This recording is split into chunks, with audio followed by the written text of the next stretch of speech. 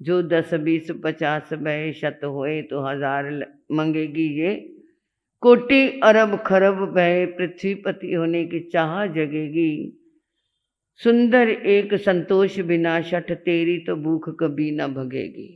जो 10 आ गए तो 50 की इच्छा, 50 आ गए तो 100 की इच्छा, 100 आ गए तो हजार, हजार तो लाख, लाख से करोड़। अगर क्या है तुम्हें राजा भी बना दिया जाए तो पृथ्वीपति बन गया तो भी तेरी भूख बिना संतोष के कभी दूर होगी नहीं। आग को बुझाना है तो पानी डालना पड़ेगा। पेट्रोल का प्रयोग करते रहेंगे तो आग बढ़ती जाएगी। आज 2 ड्रेस आई हैं, कल को क्या है 2 और आ जाए। ये और करते करते और ही बनता जाएगा। ये और की इच्छा कभी खत्म नहीं होगी। फुल स्टॉप तो कहीं ना कहीं तो लगाना ही पड़ेगा। एक सेंटेंस खत्म होता है तो उसके ऊपर भी फुल स्टॉप लगाते हैं ना। अगर फुल स्टॉप नहीं लगा तो फिर वो लाइन करेक्ट नहीं गिनी जाएगी, वहां पर एनालिसिस नहीं कर पाएंगे हम। तो इधर हमारा आचार्य भद्रबाहु स्वामी रचित उपसंग्रह स्तोत्र, गुरु के पास बहुत से शिष्य पढ़ रहे थे, उसमें 2 भाई भी थे। 2 भाइयों में ब्राह्मयर और भद्रबाहु। गुरु सबको एक जैसा पढ़ाते हैं, एक जैसा लेसन देते हैं, परंतु उन दोनों भाइयों में भद्रबाहु की बुद्धि अच्छी थी, विनय थी, उसके दिल के अंदर समर्पण था, गुरु के प्रति आस्था थी, इसलिए उसको जल्दी याद भी हो जाता था और वो जितना सिखाते थे वो उसके पास अंदर तक चला जाता था। और उसका दूसरा भाई जो था ब्राह्मण, वो उसके अंदर ना तो आस्था थी, ना उसके अंदर श्रद्धा थी, ना उसके अंदर विनय थी, और वो सोचता था पढ़ने आया हूं बस पढ़ लिया। तो वो गुरु को जो ज्यादा पढ़ेगा उसके प्रति लगाव, तो एक प्यार आ जाता है उसके प्रति, क्या है एक स्नेह भाव पैदा हो जाता है। तो ब्राह्मण ने देखा ये क्या, गुरु जी भद्रबाहु को बहुत प्यार करते हैं, क्या बात है गुरुदेव, मेरे से क्यों, हम एक ही परिवार से आए हुए हैं और एक ही गुरु के शिष्य हैं, आप इसको अच्छी तरह पढ़ाते हो मेरे को नहीं। तो दूसरे शिष्य भी कहने लगे ऐसी कोई बात नहीं, गुरुदेव तो सबको एक जैसा पढ़ाते हैं, जिसकी जितनी जितनी ग्रास्पिंग पावर होती है उतनी वो ग्रहण कर लेता है। पानी तो एक ही होता है, मिर्च के पौधे में चला गया चरचरा बन जाएगा, और वो क्या है आम के पौधे में चला गया तो वो मीठा बन जाएगा। पानी तो वही है, परंतु ग्रहण करने की अपनी अपनी शक्ति। नहीं नहीं गुरुदेव, आपके दिल में फर्क है, आप भद्रबाहु को ज्यादा प्यार करते हो, उसके साथ ज्यादा रखते हो। ये कैसे हो जाता है घर में रहते। मैंने एक देखा था कि 2 गुरु बहनें गुरनी के पास, और वो क्या है पढ़ाते थे, पहले बड़ी को पढ़ा दिया, फिर बाद में दूसरी छोटी को पढ़ा दिया। तो छोटी पता क्या कहती थी, इसका जूठा मैंने नहीं सीखना, पहले आपने उसको पढ़ाया जूठा हो गया, अब मुझे नहीं सीखना। ऐसी भी बुद्धि कईयों की होती है, ये आज की बात नहीं है, ये 50 60 साल पहले की बात है। जैसी जैसी पढ़ाई होती है वैसा वैसा दिमाग चलता है। जितना इंसान पढ़ा लिखा होगा वो थोड़ा गहराई से सोच लेगा, और जो थोड़ा सा कम पढ़ा होता है वो द्वेष के भाव में आ जाता है। खैर, तो वो करते करते उसके मन में आया नहीं मुझे तो इस गुरु के पास पढ़ना ही नहीं। तो जो ब्राह्मण था वो अलग जाकर के उसने क्या है ज्योतिष विद्या सीखनी शुरू कर दी। ज्योतिष विद्या में खूब प्रकांड पंडित बन गया।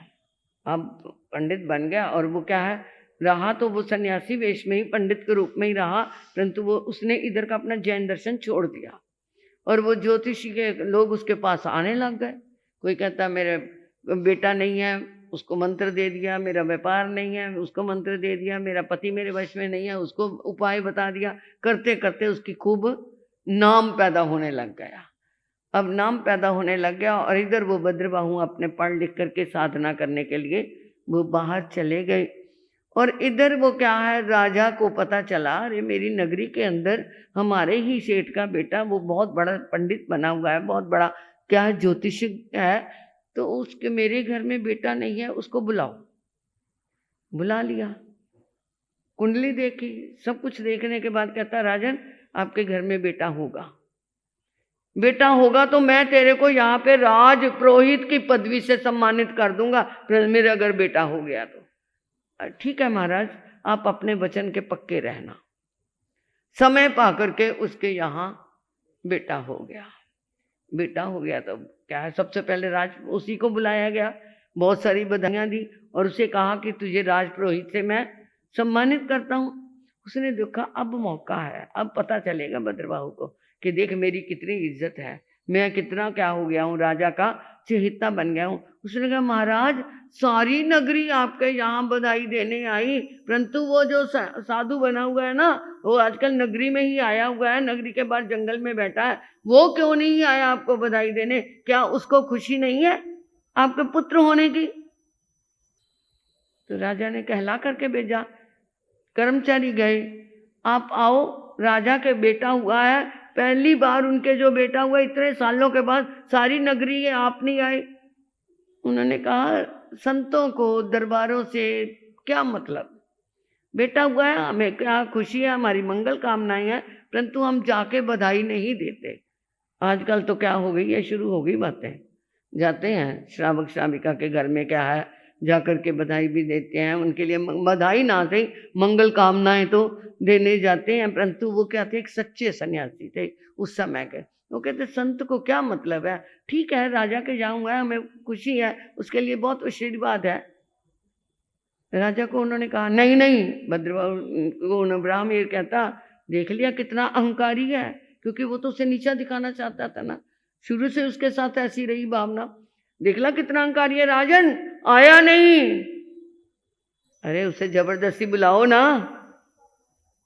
जब उसके यहाँ फिर गए, राजा ने जबरदस्ती बुलाया है आपको, उन्होंने कहा महाराज को मेरा एक संदेश दे देना कि ये जो राज पुरोहित बनाया है, उसने तो कहा था तुम्हारा बेटा 100 साल का होगा, बहुत बड़ा पराक्रमी होगा, कितने राजाओं का राजा बनेगा, कितना उसकी क्या कितनी रानियां होंगी, ये सारी उसकी कुंडली बना के बताई थी।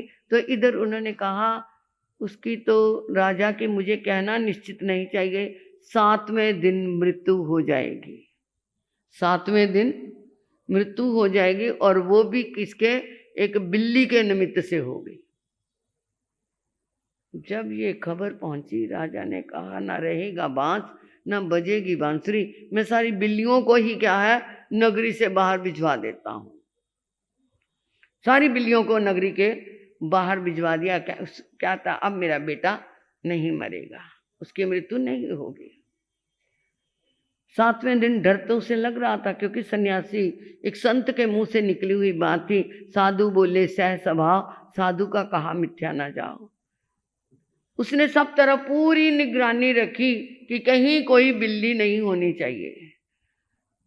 7वां दिन था, बच्चा बहुत रो रहा था, बहुत ज्यादा ही रो रहा था, और रानी ने दासी को कहा तू ही चुप करा के देख, मैंने तो सारे उपाय कर लिए। अब वो उसके पास क्या है, बच्चा है और उसको चुप करा रही है, वो चुप नहीं हो रहा। तो वो क्या है, पहले क्या होता था, ये आजकल के तो खिलौने होते नहीं थे जो इलेक्ट्रिक है कि सीटी बजा दी, वो बना दिया, वो करा दिया बच्चों को। पहले क्या होता था, लकड़ी के कोई खिलौने हुए या कोई छुनछुना सा हुआ, तो उसने क्या किया, और कुछ नहीं उसे सूझा, उसने दरवाजे की जो सांकल थी ना उसे बजाना शुरू कर दिया कि उसके उस कारण बच्चा थोड़ा चुप कर जाएगा। परंतु वो क्या हुआ, वो सांकल जो थी दरवाजे में, वो बजाते बजाते उसमें से निकल करके ना उसके माथे पे लग गई जाके बच्चे के। राजमहलों के दरवाजे भी भारी होते थे और सांकलें भी क्या होती थी। आजकल तो है नहीं कि ठोकर मारो और दरवाजा टूट जाए, देखने में बहुत सुंदर है परंतु मजबूत नहीं होते। हमने देखे हैं दरवाजों के अंदर भी पहले क्या होते थे, लोहे की कीलें लगाते थे जिससे मजबूती बनी रहे पुराने जमाने में। तो राजा के दरवाजे भी बहुत मजबूत थे, तो और उसकी सांकल भी क्या थी, बहुत मजबूत थी। आजकल तो ऐसे लगाते हैं ना, या ऐसे लगा दिया बस ऑटोमेटिक। पहले बड़ी बड़ी सांकलें होती थी, कुंडी जिसे बोलते थे, वो लगाए, वो निकल के आके बच्चे के सिर पे लगी और बच्चा क्या हो गया, खत्म हो गया। दासी तो डर गई, सब तरफ शोर मच गया। उन्होंने कहा बिल्ली कहते थे, बिल्ली तो आई नहीं, ये कैसे मर गया। उसके बाद झूठी निकली। वो कहते जो देख लिया महाराज, वो संत क्या है, ठीक है 7वें दिन मृत्यु हो गई, परंतु बिल्ली तो कहीं नहीं है ना। राजा कहता जब उनकी 7वें दिन की बात सही है तो बिल्ली की भी कोई बात सही होगी। सब निगरानी करो, कहाँ बिल्ली, कहाँ कहाँ कहाँ करते करते किस सांकल से वो मरा है, कौन सी सांकल लगी। वो जो सांकल देखी उसके ऊपर बिल्ली का चित्र बना हुआ था, जो उसके हाथ ऐसे लगाते हैं ना, उसके ऊपर बिल्ली का चित्र बना हुआ था। राजा को बहुत लगा और इधर से उन्होंने तो क्या है, उस राजपुरोहित को कहा अब तेरे को फांसी की सजा दूंगा मैं। अब वो उस क्या है, राजपुरोहित ने देखा कि अब मेरी क्या है बहुत निंदा हो गई। उसने वहीं पे जाकर के प्रतिज्ञा कर ली कि मेरी मृत्यु हो तो मैं इस राजा का, इस नगरी से बदला लेने के लिए तैयार रहूंगा, मैं बदला लूंगा। निदान कर लिया और वो वहां से मर करके क्या बना, अग्नि देव बना। और इधर भद्रबाहु अपनी साधना में गए हुए थे जंगलों में। जब वो क्या है, वो जाके अग्निदेव बना, उसे अपना पहला द्वेष याद आया। द्वेष याद आया तो उसने कहा, क्योंकि जो देव होता है कुछ कारणों से इस धरती पे आता है और कुछ कारणों से नहीं आता। एक तो वो इस कारण से नहीं आता क्योंकि उसको क्या है, यहाँ के अनाज की बदबू 500 योजन तक दूर जाती है। मतलब ये हम जो सब लोग खाना खाते हैं, ये है इस धरती के ऊपर, उस अनाज की बदबू से को वो सहन नहीं कर पाता। तो देव 500 योजन तक ही जाती है, तो 500 योजन तक तो वो फिर आ ही नहीं सकता। परंतु किस कारण से आता है, किसी के साथ वायदा किया हो, किसी शीलवान की रक्षा करनी हो, तपस्वी की अनुमोदना करने के लिए आना हो, या किसी के साथ द्वेष भावना हो उसको पूरा करने के लिए आना है, या किसी के साथ राग भाव है उसके लिए आता है। इन 5 कारणों से वो देव इधर आ जाता है। तो अब उसको क्या है, वहां पे याद आ गया अवधि ज्ञान से कि मैं तो वहां इस तरह मर के आया हूं। तो उसने क्या किया, अग्नि के गोले बरसाने शुरू कर दिए। और नगरी क्या है, धू धू करके जलनी थी। इधर जब भद्रबाहु को पता लगा, स्वामी को, आचार्य भद्रबाहु को, उन्होंने कहा ये तो देव उपसर्ग है। उस समय उस परिस्थिति में उन्होंने उपसर्ग हरंग की स्तोत्र की रचना की। जो जो वो पढ़ते गए त्यों त्यों उसके अग्नि के गोलों का प्रभाव खत्म होता चला गया। फिर भी वो क्या है, हताश हो गया, अरे मैंने उसको वहां पर क्या है ऐसे ठुकराना चाहा तो मैं नहीं ठुकरा सका, अब मैंने बदला लेना चाहा तो भी मैं बदला नहीं ले सका। जितने गोलों से जितनी नगरी ध्वस्त होनी थी हो गई थी, बाकी को भद्रबाहु स्वामी ने उस स्वगन स्तोत्र की क्या है अंदर से बोलते गए और वो उसकी रचना अपने आप, जैसे भक्तामर की अपने आप हुई ना, वो भक्ति के वश हुई या ये रक्षा के वश हुई। सभी मंत्र इसी तरह ही अपने 65 यंत्र जो है, इसकी भी कारण यही बना था, अहमदाबाद के अंदर इसकी रचना हुई थी।